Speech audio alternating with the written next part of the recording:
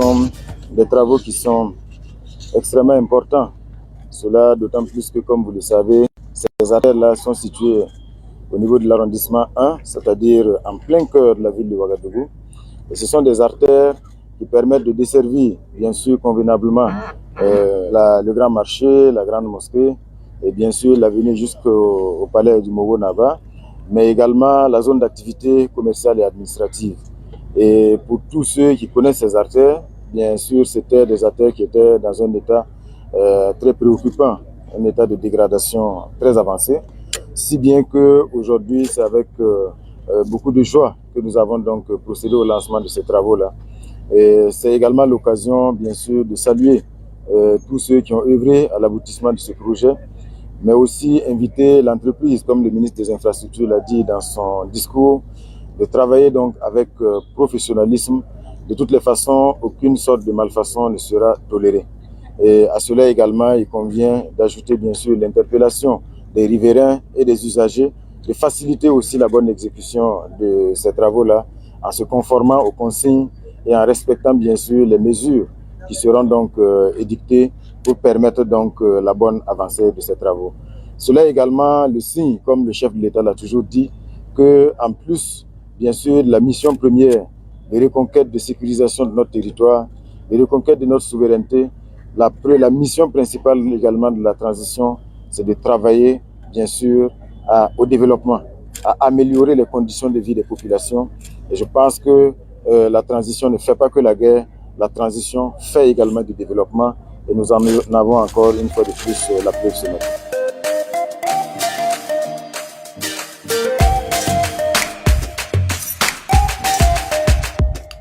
La ville de Ouagadougou, à l'instar des autres villes du pays, est confrontée à des problèmes de mobilité résultant d'une offre insuffisante en matière d'infrastructures de transport urbain. Aussi, le niveau de dégradation des avenues Yenenga et du Mogo ne leur permet plus d'assurer une efficacité de trafic combien important pour le ravitaillement du grand marché et du centre-ville. À terme, la réalisation de ce projet permettra d'assurer la connectivité entre la zone du grand marché et la zone d'activité commerciale et administrative SACA, d'assurer l'accessibilité dans les meilleures conditions aux quartiers d'Aboya, Kamsoré et Samandi, de fluidifier le trafic urbain tout en limitant les temps de parcours, d'améliorer la sécurité routière, de contribuer à l'amélioration de la qualité de la vie des riverains en particulier et des populations en général. Pour ce qui est des aspects techniques, le chantier se présente de la façon suivante. La réhabilitation de la chaussée et le bitumage de la voie reliant l'avenue Wari Boumedienne à l'avenue Nelson Mandela, longue de 800 mètres. La réhabilitation de la chaussée et le bitumage de la voie reliant l'avenue Bassawarga à l'avenue de la Grande Mosquée d'un linéaire de 700 mètres. Alors, la structure des deux avenues est composée d'une couche de fondation de 20 cm de graveleux latéritique amélioré au ciment, d'une couche de base de 20 cm en grappe non traité, d'une couche de roulement de 5 cm en béton bitumineux.